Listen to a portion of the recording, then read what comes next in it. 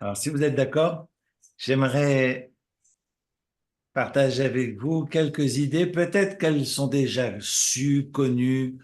J'ai essayé de travailler ce matin sur les questions des sacrifices, parce qu'on voit que tous ces sacrifices sont mentionnés dans les moindres détails pour chaque tribu. Évidemment, ça a son importance. Et j'ai commencé à lire autour de ces offrandes par tribu. C'est très lourd. Il y a beaucoup de commentaires. J'ai pas encore pris le temps, et c'est ma faute, de faire ça dans les moindres détails. Donc, laissez-moi encore un an pour partager Ah, tu la fais bien. question avec vous autour du Zoom. Moi, ce que j'aimerais peut-être déjà, dans un premier temps, c'est de rappeler que la paracha de Nassau que nous avons lue ce Shabbat dernier, bonsoir à ceux qui arrivent, bonsoir. Bonsoir, Erev Tov, pardon. La paracha de Nassau, comme vous le savez, est la plus longue, peut-être pas la plus difficile, mais en tous les cas la plus longue de toute la Torah.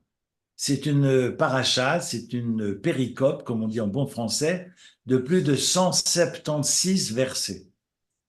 Donc c'est immense. Il n'y a aucune paracha qui a autant de psukim, de versets. Donc c'est vraiment très chargé.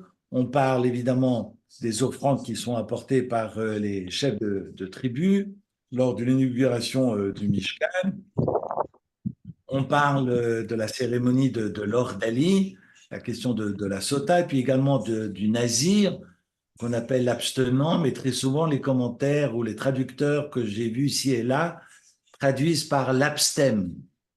Alors, j'ai beau chercher dans les Larousse, il n'y a rien qui définit l'abstème, mais on va garder l'abstème, je trouve ça sympathique, mais il s'agit effectivement de celui qui s'abstient de boire et de se couper les cheveux durant un temps certain. En tous les cas, c'est défini dans les textes de la Torah, on parle de 30 jours, mais ça peut aller au-delà de 30 jours. Et donc, on a ces textes concernant le nazir, et on sait qu'il y a eu beaucoup de Néziréa, de nazir dans l'histoire juive. On pense au prophète Samuel, on pense à Shimshon, qui a fait l'objet d'ailleurs de la Haftarah, le texte que nous avons lu après la lecture thoraïque de samedi dernier. On a passé euh, un temps autour de cette lecture des juges quant à la personne de Shimshon, qui fut également un nazir célèbre, c'est-à-dire un abstenant célèbre ou un abstème célèbre. On passe aussi au fils du roi David, Avshalom. Enfin voilà, en tous les cas, il y a de nombreux nazirs dans l'histoire juive. Pourquoi ils étaient nazirs? On sait que Job aussi était un nazir. On sait que le prophète Shmuel, Samuel, était consacré avant sa naissance. Donc, avant la naissance, déjà, il était voué au Néziréa. Excusez-moi. Ça, c'est quand on a du chaud et du froid en ville et qu'il faut gérer tout ça à la fois. Et en plus, on chante. Alors, moi, ce que j'aimerais pouvoir commencer avec vous, ouvrez le dernier verset de la paracha, parce que je trouve que c'est un verset qui mérite juste quelques minutes d'attention. C'est le chapitre 7, verset 89. Chapitre 7, verset 89, dernier verset de la paracha, où l'on écrit, où l'on trouve écrit, et quand Moïse venait dans la tente d'assignation pour parler avec le bon Dieu, les Daberito, Vaishmaï takol midaber elav, et Moshe entendait la voix qui lui parlait, mais à la caporette du dessus du caporette, c'est-à-dire le propitiatoire, c'est-à-dire le couvercle de l'Arche sainte. Vous savez que l'Arche sainte était composée de cubes et qu'à l'intérieur de cette Arche sainte, il y avait les louchotes, celles qui étaient brisées, celles qui n'étaient pas brisées. Il y avait également le bâton de Moïse, il y avait également la tunique multicolore, il y avait également la manne. Et en tous les cas, c'était vraiment l'objet le plus saint Kodesh Kodashim, c'est vraiment le plus saint de tout le tabernacle. Et plus tard, l'Arche sainte résidera dans le Kodesh Kodashim du temple de Jérusalem. Et dans ce lieu, dans cet espace, ne pouvait entrer que le grand prêtre et uniquement le jour de Kippour. Et le texte nous enseigne, dans ce dernier verset de la paracha, que Dieu lui parlait du dessus du couvert, du propitiatoire, qui était donc sur l'arche Aaron Haïtout de l'arche du témoignage, Ben Shena Keruvim, entre les deux chérubins. Donc cette voix que Moshe a pu entendre lorsqu'il était pendant ces 40 jours et 40 nuits plusieurs fois de suite au-dessus du Sinaï, il a pu parler panim el panim, face à face avec Dieu. Il va, après la construction du Aaron HaKodesh, de l'Arche Sainte, pouvoir échanger avec le bon Dieu depuis cette voie qui sortait entre les chérubins du dessus du propitiatoire. Vaïdaber Elav, et il lui parlait. Et Leibovitch, d'ailleurs nombreux commentateurs, relèvent le mot midaber, qui n'est pas le médaber habituel que l'on retrouve d'usage dans nos versets de la Torah. C'est marqué Vaishma et Takol, il entendait la voix midaber elav.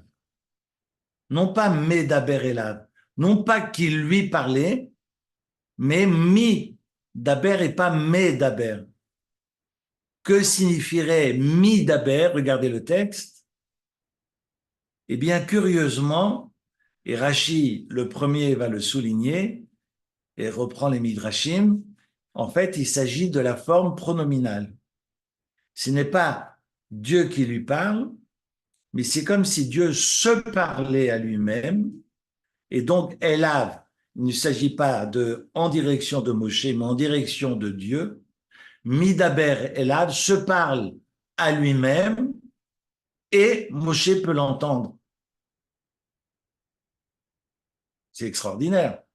On sait que pour les 10 commandements, rappelez-vous, pour celles et ceux qui ont pu partager l'étude la nuit de Shavuot, on a vu dans la dernière page du traité de Makot, du Talmud, le traité talmudique de Makot, on rappelle que Torah Tzivalanu Moshe, que Moshe a pu retransmettre, ou en tous les cas par l'entremise de Moshe ou le truchement de Moshe, pu entendre 611 lois, mais non pas les 613 lois de la Torah, parce que les deux premières ont été entendues directement de la bouche de Dieu.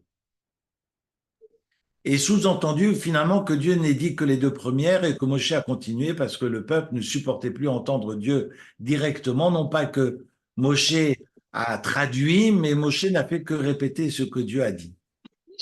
Mais de là, évidemment, la question se pose, excusez-moi, je suis un peu enrhumé ce soir, mais la question se pose, est-ce que Dieu n'a dit que les deux premières? Et en fait, les commentateurs disent non, non, non, Dieu a tout dit d'un seul souffle, mais le peuple n'a pu entendre que les deux premières. Raison pour laquelle, si le mot Torah a pour valeur numérique non pas 613, mais 611, ça fait référence aux 611 lois qui ont été transmises par le biais de Moshe et qu'on n'a pas entendu directement de la bouche de Dieu. En revanche, sur les 10 commandements, les deux premières ont été entendues directement de la bouche de Dieu. Et vu qu'il était insupportable pour le peuple d'entendre Dieu, eh bien, le peuple vient vers Moshe pour lui demander de bien vouloir répéter et finalement, ce que Dieu fit, parce que on ne l'entendra qu'après, on ne l'entendra que pour la première et la seconde, on n'entendra pas à partir de la troisième. Moshe l'entend et Moshe répète. Je veux dire par là que Moshe finalement entend ce que le bon Dieu dit, et que le peuple n'entend pas ce que le bon Dieu dit. On peut l'entendre dans les deux sens, c'est que Dieu s'est arrêté de parler et va le transmettre à Moshe qui va répéter, ou bien Dieu continue à parler et le peuple ne peut entendre, il est obligé de passer par Moshe pour pouvoir recevoir la parole. Et en fait, quelque part, ça rejoint ce midaber, qui est cette forme pronominale, où Dieu se parle, le bon Dieu, j'aime pas le mot Dieu, le bon Dieu se parle à lui-même et Moshe qu'il entend, comprend évidemment qu'il est le premier concerné, prendra la parole pour la retransmettre au peuple. Mais j'ai envie de dire aussi à partir de là, et là j'extrapole, mais pas tant que ça, entend la parole de Dieu celui qui va entendre.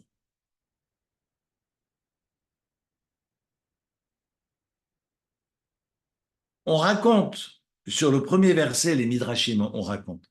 Les Midrashim racontent sur le premier verset de Vaïkra du Lévitique que Dieu va l'appeler, Moshe, pour pouvoir lui parler. Alors, il l'appelle de manière hasardeuse, c'est ce que Moshe veut nous faire entendre parce qu'il ne veut pas, j'allais dire, gonfler son ego au regard du peuple, mais c'est intéressant que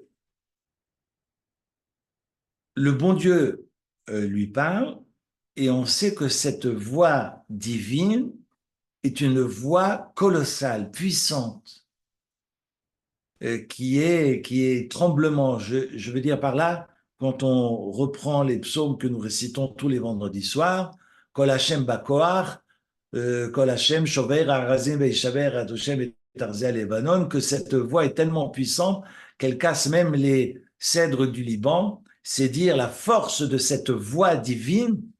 Et donc, on pourrait penser que si cette voix est aussi puissante dans l'enceinte du tabernacle, du Ohel Moed, eh bien, cette voix pouvait être entendue au-delà des murs, si j'ose dire, c'était des tentures, mais au-delà des murs du tabernacle.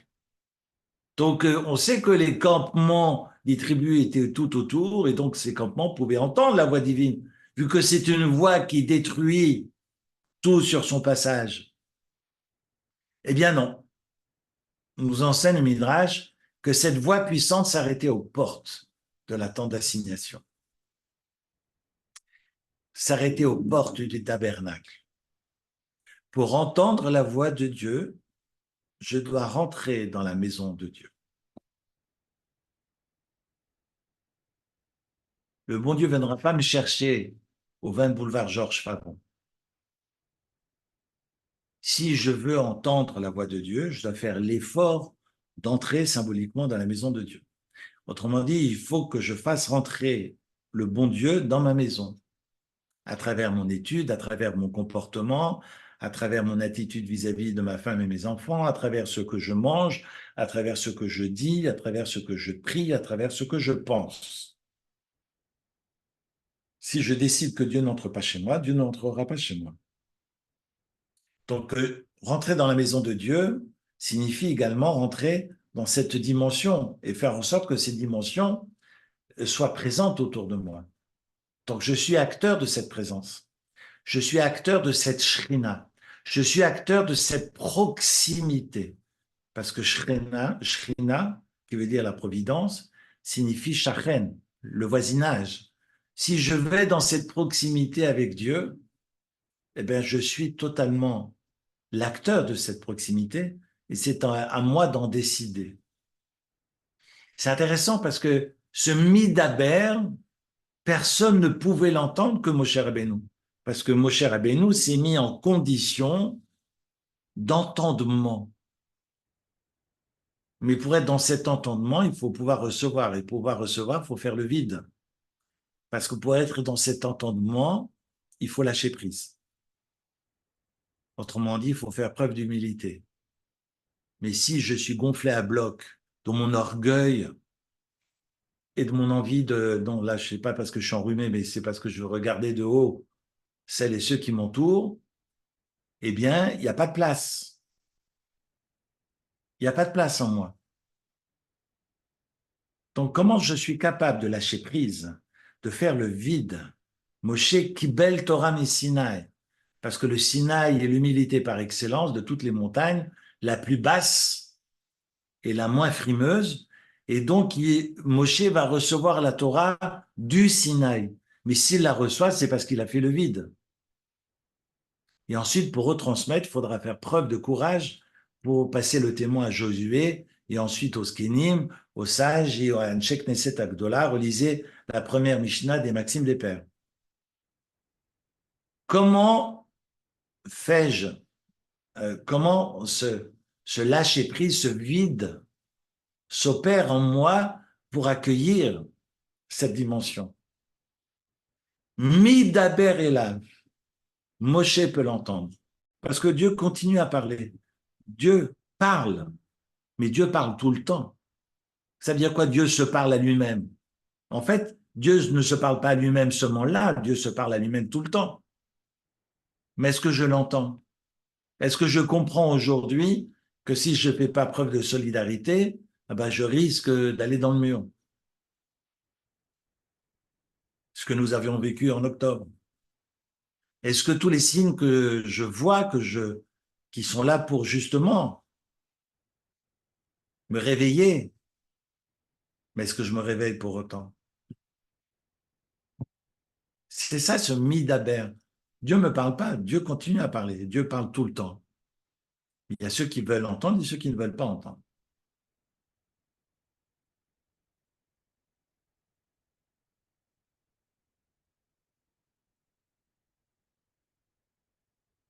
Deuxième passage qui m'a bousculé ce week-end, c'est le traité talmudique de Arachin, c'est un traité talmudique malheureusement qui n'est pas encore traduit en français, et qui reprend un joli passage de la Torah au chapitre 4, verset 47, et où l'on mentionne Biben Shloshim Shana Vamalad, Ben Chamishim Shana Kolaba, la avodat avoda va avodat masa boel moed. Eh bien, on parle évidemment des enfants descendants des Lévi'im. Il y a ceux qui poussaient les chariots, qui posaient les ustensiles sur les chariots, et on sait que la famille de Kehat prenait l'arche sainte, mais à même les épaules. Tous les ustensiles sacro-saints étaient posés uniquement par le biais de ces familles des descendants de Lévi. Aucun, c'est Kehat, Merari et Gershon, on en a Gershon, Kehat et Merari, on en a un peu parlé, j'ai vu des échanges sur le groupe de Zoom là-dessus, très intéressant, et donc il s'avère que ces deux familles, Gershon et Merari, ne pouvaient pas toucher directement les objets, étaient recouverts de ces pots de tarrache et ensuite posés sur les chariots et poussés par ces familles. Ceux qui s'en approchaient mouraient. Donc c'était uniquement ces familles mentionnées dans le texte du chapitre 47 qui étaient non pas les privilégiés, mais les responsables du transport de ces ustensiles, excepté la famille de Gad qui portait à même l'épaule entre autres l'Arche sainte. Et le texte nous dit, alors regardez, je vais quand même vous lire le Rashi, le travail, avodat, c'est-à-dire le travail du travail, ou le service du service. Et Rashi nous dit, huashir, c'est en fait, quand on parle non pas du travail de port, de portage, je ne sais pas comment on dit en bon français, le fait de porter, avodat massa, avoda, le service du service, le service par excellence, le culte par excellence, c'est le chant. C'est le fait de chanter.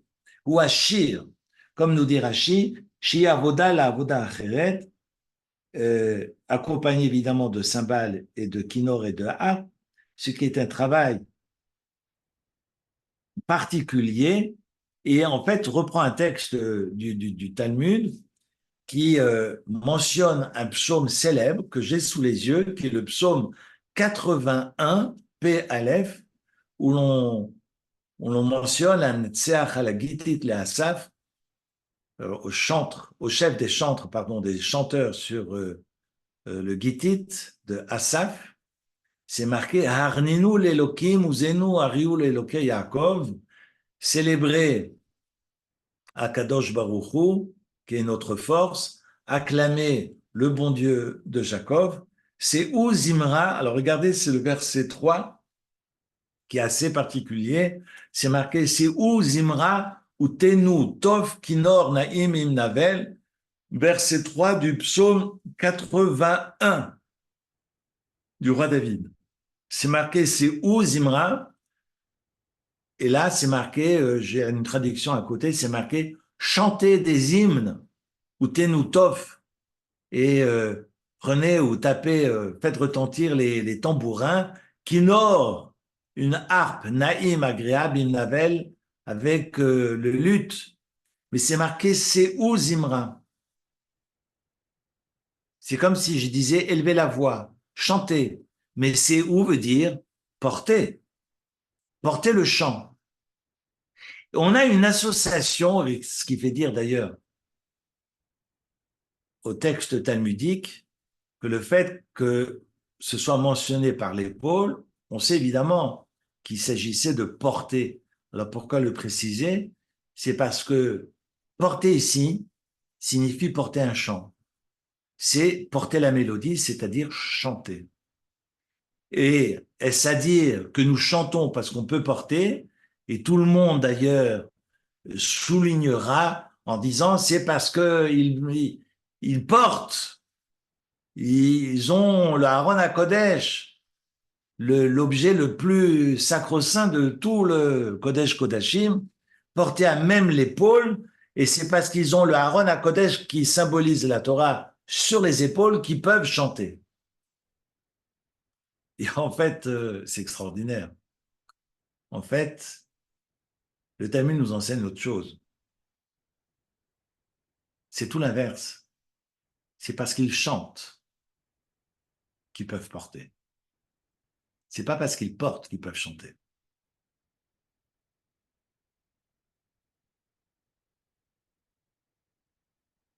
Quand on accueille la Torah jusqu'au bout des ongles et qu'on vibre avec elle, qu'on chante,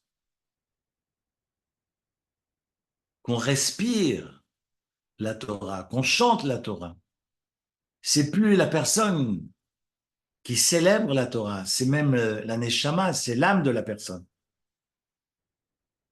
Eh bien, on peut tout porter.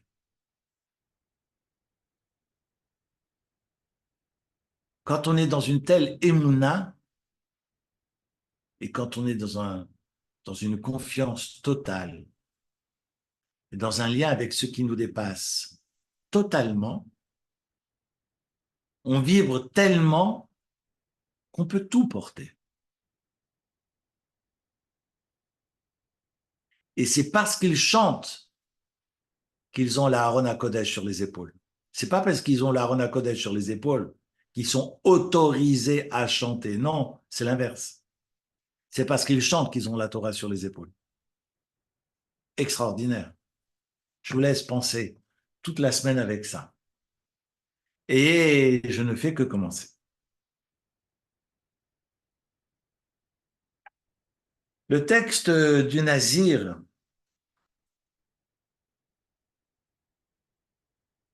c'est le début du chapitre 6.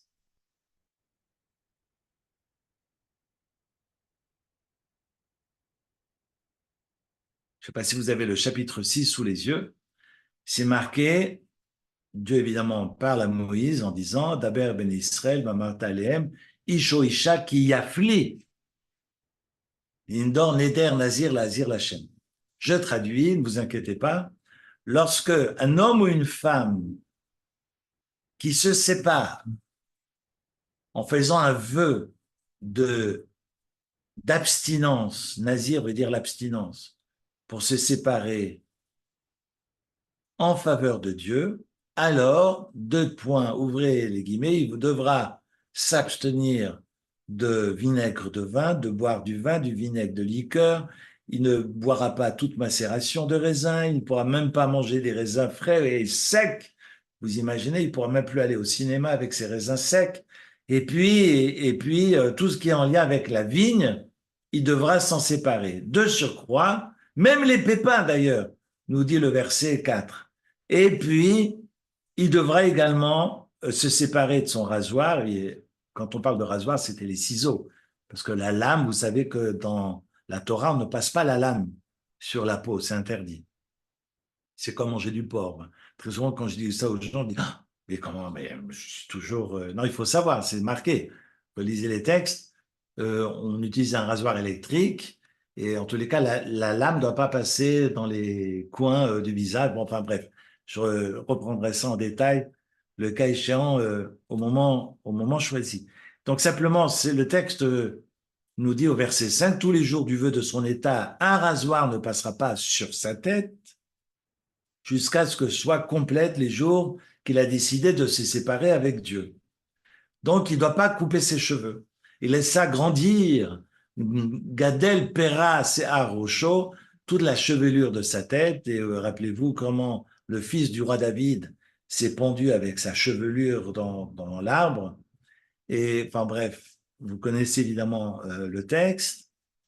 Et donc, tous les jours de son état d'abstinence, il ne devra pas approcher un mort, comme le grand prêtre, même pour son père, même pour sa mère, même pour tous ses proches, il ne devra pas se rendre impur, excepté ce qu'on appelle un met mitzvah, pardon, excepté ce cadavre qui jonche à même le sol et que l'on trouve dans une promenade. C'est toujours, ça m'a, entre parenthèses, ça m'a toujours fait, euh, on en a parlé Shabbat avec certains d'entre vous, mais c'est vrai que ces horreurs que l'on a lues ces derniers mois, qu'un promeneur ou une promeneuse ait trouvé ce corps par hasard alors que la police a tout fouillé de fond en comble et que comme par hasard un promeneur ait trouvé un corps, moi je suis toujours pas posé la question, enfin évidemment pour moi il n'y a aucun promeneur innocent, mais comme par hasard, et d'ailleurs, la dernière histoire a rappelé que le promeneur est toujours en tôle. Donc, c'est dire que c'est pas anodin après que la police ait tout fouillé et qu'un promeneur dise, ah tiens, moi, j'ai peut-être trouvé quelque chose. Bref, mais en tous les cas, lorsqu'on trouve ce qu'on appelle un met mitzvah, c'est pourquoi mitzvah, met veut dire un mort qui représente une mitzvah, c'est parce que j'ai la mitzvah. Si je trouve un cadavre, de m'en occuper, même si j'ai fait vœu de pureté durant ma période de Nésiréa, ma période d'abstème. Et donc, voilà le texte, et on sait qu'à la fin, il devra apporter trois offrandes, trois sacrifices. Le premier, un holocauste, le second, un sacrifice d'expiatoire pour demander le pardon, et ensuite un sacrifice rémunératoire où il devra en manger une partie. Voilà un texte qui a fait couler beaucoup d'encre. Certains diront il suit la cérémonie de l'ordalie, mais si j'ai vu, comme disent Rachi, comme disent beaucoup de commentateurs, si j'ai vu une telle cérémonie autour de cette femme infidèle, je vais plonger dans cette abstinence pour réparer ce que j'ai vu. En fait, rien n'est anodin et ça permet effectivement de se remettre dans les clous. Voilà un texte qui rappelle que, comme nous l'enseigne les Maximes des Pères au chapitre 4, euh, première, première Mishnah,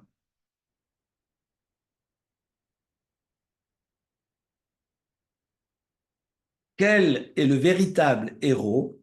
Ézéu Gibor, c'est la première Mishnah du quatrième chapitre des Pirkei Avot, des Maximes des Pères. Benzoma enseigne, quel est le vrai sage? C'est celui qui apprend de tout homme.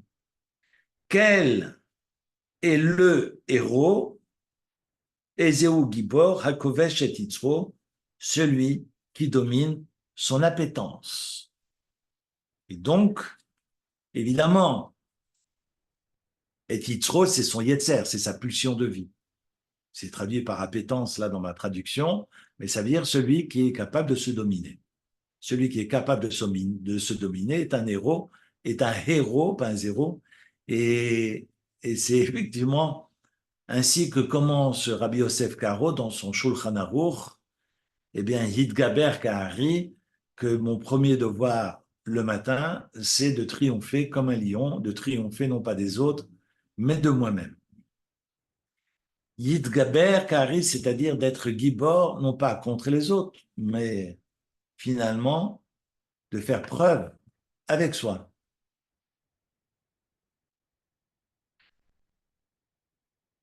Et permettre effectivement de dégager du sens. Alors, c'est par ces mots que commence la Mishnah. Et nous avons une discussion très intéressante entre deux textes, je sais que vous avez sans doute les traductions en français. Il y a un traité talmudique dans Ta'anit, page 11a, et le deuxième texte se trouve dans un traité talmudique, Nedarim, page 10a. Ta'anit, 11a, et Nedarim, 10a. Ta'anit, c'est un texte en lien avec les jeunes, avec un accent circonflexe. Nedarim, Neder, c'est tout ce qui est en lien avec, au départ, des vœux prononcés. Est-ce qu'on peut effectivement les annuler? Comment? Sous quelles conditions? Etc. Donc voilà un homme qui a pris sur lui, et c'était ma question durant tout le week-end, est-ce que je peux être plus royaliste que le roi? Est-ce bien reçu par le ciel de vouloir être finalement plus, plus rigoureux, plus marnir? Chamour, ça veut dire d'être plus grave avec soi-même. D'être plus rigoureux ou pas, est-ce que c'est bien vu par le ciel? Et c'est une discussion entre deux maîtres du Talmud. Il y a Rabbi Elazar, et Rabbi Elazar Hakapar Berabi. C'était son Ben Hakapar, c'était son premier nom, mais on a rajouté Berabi parce que c'est un surnom que l'on ajoute pour ces grands rabbins qui dominaient finalement toute la classe rabbinique. Et donc, ces deux rabbins, l'un mentionné dans Tanit, le second dans Nedarim, discutent si finalement de prendre sur soi des obligations supplémentaires, alors qu'on a déjà 613 obligations dans la Torah, des faire et des ne pas faire, de s'ajouter des obligations, est-ce que c'est bien perçu par le ciel ou pas? Et on a Rabbi Elazar qui nous dit que le nazir est appelé Kadosh, on le voit déjà dans les versets. D'ailleurs, c'est marqué qui afflige, je ne sais pas si vous avez vu le mot dans le verset 2, Isho Isha qui afflige. Et généralement, dans vos traductions, je ne sais pas si vous avez une traduction en français qui fait du mot à mot, mais c'est pas traduit. Et on sait que Yafli, ça vient du mot pélé, qui veut dire extraordinaire. C'est extraordinaire qu'ils s'inscrivent dans l'abstinence, dans une vie monastique. C'est extraordinaire qu'ils veuillent toucher comme ça une dimension supplémentaire de son vivant. Et donc, on dira, Kodesh Lachem, il a une certaine kedusha, il sera saint vis-à-vis de Dieu. Et donc, si déjà nous enseigne Rabbi Elazar, si Rabbi Elazar nous enseigne, si déjà il est appelé saint parce qu'il décide de s'abstenir de boire du vin, donc il veuille jeûner et ne pas boire du vin, si déjà pour cela il est appelé saint, alors combien, à plus forte raison, celui donc qui s'interdirait tout est le saint des saints. C'est d'une grande kedusha, c'est difficile de traduire kadosh par saint, mais il serait d'une grande kedusha s'il se détachait d'absolument tout. On a dans l'histoire, on a Rabbi Shimon Bar Yochai qui mangeait du caroubier durant toutes ces années de caverne pendant 13 ans. On a beaucoup d'histoires de personnes qui... on a cette histoire de ce pauvre Amora qui refusait de manger autre chose que du caroubier et que sa femme lui réclamait d'avoir un peu plus que de l'eau à faire bouillir. Il y a deux histoires d'ailleurs. J'ai pas la Gemara sous les yeux, mais je l'avais vu ce Shabbat et qui réclamait et puis qui dit à sa femme, et quoi, on va manger à une table en or plus tard au paradis, tu vas pas quand même nous demander un bout de cet or ici-bas dans ce monde terrestre. Et cette femme qui pleure parce qu'il n'y a rien à manger même pour le Shabbat, alors il y a un pied qui descend du ciel et qui dit, regarde maintenant notre table, tout le monde mange à des tables à 3 pieds et puis la nôtre n'a que 2 pieds. Tu acceptes que pour plus tard, on ait une table à 2 pieds.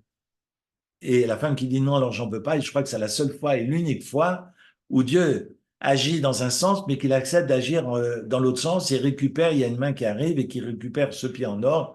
Enfin voilà, je crois que c'est, bref, je vais dire une bêtise, le nom va me revenir, je vous l'écrirai euh, par WhatsApp sur le groupe Zoom, avec la référence de cet indigent qui ne buvait que de l'eau chaude le Shabbat.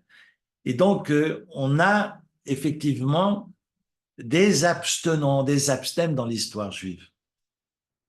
C'est pas la première fois. Et Rabbi Elazar nous dit, s'il y a une gdoucha autour du nazir, alors qu'il ne s'abstient que de vin, à plus forte raison, s'il s'abstient de manger et de profiter des biens matériels ici-bas, à plus forte raison, il serait le saint des saints. Et dans le traité de Nedarim, Rabbi Elazar Akapar Berabi, c'était son nom, dira non, pas du tout. Pas du tout, parce que celui qui jeûne, nous dit-il, celui qui jeûne est appelé pécheur. Celui qui porte atteinte à sa vie, eh bien, il a fauté, il est appelé un pécheur parce qu'il s'interdit de boire du vin. Et si s'interdire de boire du vin est appelé pécheur, à plus forte raison que celui qui endure des jeûnes et qui se détache de tout est non pas un kadosh parmi les kadosh, mais plutôt un pécheur parmi les pécheurs. Et donc, Rabbi Elazar Akapar voit ça d'un très mauvais œil, et c'est effectivement difficile à comprendre, finalement, ce qui se trame dans la vie derrière, ce qui sous-tend la vie de Rabbi Elazar et ce qui sous-tend la vie de Rabbi Elazar Akapar Berabi. Vous avez compris, évidemment, la discussion entre nos deux Amoraïm, et raison pour laquelle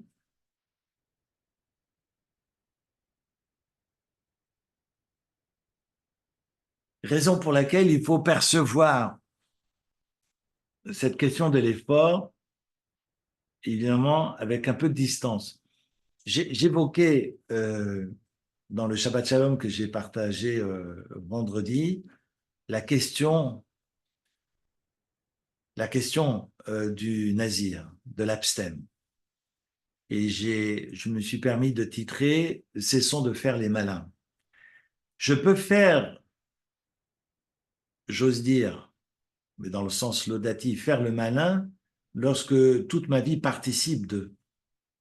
Et que je peux comprendre que les plaisirs du monde participent et s'inscrivent dans les mitzvot, dans cette tension.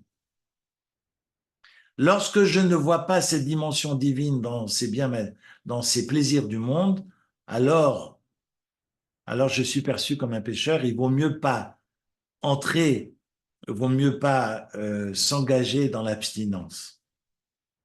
Et ça, c'est Rabbi Elazar Akapar Berabi qui nous le rappelle.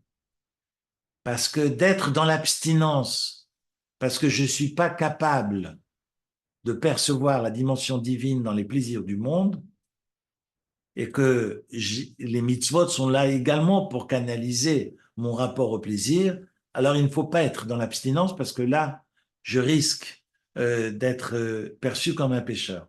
Raison pour laquelle, à la fin de cette période d'abstinence, l'abstème devra apporter un sacrifice expiatoire parce qu'il a voulu faire le malin et devenir plus royaliste que le roi, et Dieu demandera qu'il apporte également un korban shlamim rémunératoire où il devra manger du sacrifice pour lui dire « Ah, tu vois que ce moment sacro-saint dans le fait de consommer de cette offrande, que tu pensais bassement matériel, eh bien c'est le moment le plus sacré du processus, de la cérémonie. Et ce temps-là, c'est un temps kadosh. Et tu dois comprendre que le fait de manger maintenant du shlamim, de ce korban rémunératoire, participe de l'akdoucha. Ça remet les pendules à l'heure. La personne qui est capable de comprendre que dans chaque chose de la vie, il y a une part, il y a une dimension divine, que Dieu est dans tout, que nous sommes des riens du tout, ou plutôt des riens du tout, et que je ne suis pas face au bon Dieu lorsque je rentre dans la synagogue, mais que je suis face au bon Dieu aussi quand je suis devant ma table de Shabbat, aussi quand je suis dans ma chambre à coucher, aussi quand je suis dans mon tram 12, aussi lorsque je travaille avec mes collègues qui ne sont pas de tradition juive, je suis devant le bon Dieu tout le temps. Et là, Rabbi Elazar me dit, eh bien, la privation ne serait pas un péché. Ça permettrait de continuer à avancer et peut-être même de t'élever. En revanche, lorsque je ne perçois pas ces dimensions divines, eh bien, ce serait un péché de s'en priver. Et voilà ce qui sous-tend finalement. Quelles sont les kavanotes, quelles sont les intentions de Rabbi Elazar et de Rabbi Elazar Hakapar Berabi dans l'interprétation du Naziréa. Je ne sais pas si j'ai été audible, mais c'est important de comprendre finalement ce qui se trame derrière ces deux avis qui ne sont pas des avis contradictoires. Qu'on puisse dire que c'est un pécheur dans un sens ou que c'est un homme kadosh dans l'autre, il est kadosh parce qu'il perçoit le divin dans chaque chose et que pour lui ça participe d'un cheminement. En revanche, si pour lui s'approcher de Dieu, c'est se séparer euh, des biens matériels, c'est se séparer des plaisirs du monde, parce qu'il a le sentiment que c'est ainsi qu'il se rapprochera du ciel, il fait erreur.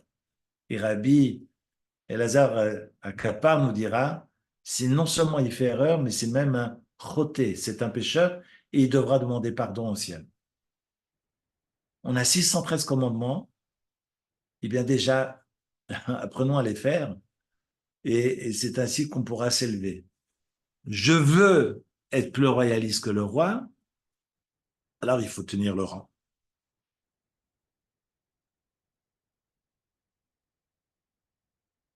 Et là, il ne s'agit pas de tenir le rang sur 30 jours, mais il faut le faire toute sa vie. Et pas seulement sur le plan ostentatoire, c'est que je ne vais pas sortir mes tzitziot quand je suis face aux gens. Il faut que je les sorte tout le temps, même quand je suis au fin fond de la Thaïlande. Il ne faut pas que je mette ma kippa sur la tête quand je suis face à mon public déjà conquis de la synagogue ou de l'avenue du Mât. Non, il faut que je porte ma kippa tout le temps, même quand je suis au fin fond du Guatemala. J'ai rien contre le Guatemala. Donc vous comprenez ce que je veux dire? On demande de la congruence. On demande d'être en accointance. Je ne peux pas. Kenya Chanouka Chisaou nous dit le texte. Comme je campais, comme je décampais. C'est-à-dire, comme je suis dedans, je dois être dehors. Et comme je suis dehors, je dois être dedans. Je ne peux pas être hypocrite. Et avec le bon Dieu, on ne peut pas faire les malins. Parce qu'il sait exactement ce qui se passe dans la tête de chacun. Donc, je veux faire des efforts, ok. Alors, il faut être cohérent jusqu'au bout. Sinon, je dois demander pardon. Et je dois apporter un sacrifice expiatoire. Et de surcroît, le bon Dieu me dira, tiens, apporte aussi un korban shlamim, parce que tu vas devoir manger du shlamim, et tu comprendras que même en mangeant, tu es dans ce chemin de piété. Tu n'es pas que dans la piété au moment où tu pries à la synagogue, ce chemin de piété, c'est aussi quand tu es avec ta femme, c'est aussi quand tu es avec le monde alentour, c'est aussi quand tu manges et quand tu bois. Ce sont des temps sacro-saints.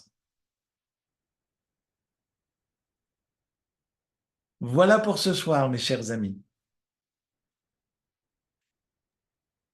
Merci Alors, beaucoup, hein, Toda Rabba, Eric. à la Merci beaucoup. semaine prochaine, si vous On n'a voulez. pas fini de discuter, on n'a pas fini de discuter avec ce C'est- nazi. De toute façon, de toute façon, quand je vois le foot, c'est foutu. Non, j'espère pas, ils n'ont pas commencé. Mais non, je ne sais pas s'ils ont commencé ou pas, très sincèrement. Mais on se retrouve la semaine prochaine. De toute façon, je ne suis pas, on n'est pas censé donner des réponses dans ce temps de partage. On est là pour ouvrir des portes et des fenêtres.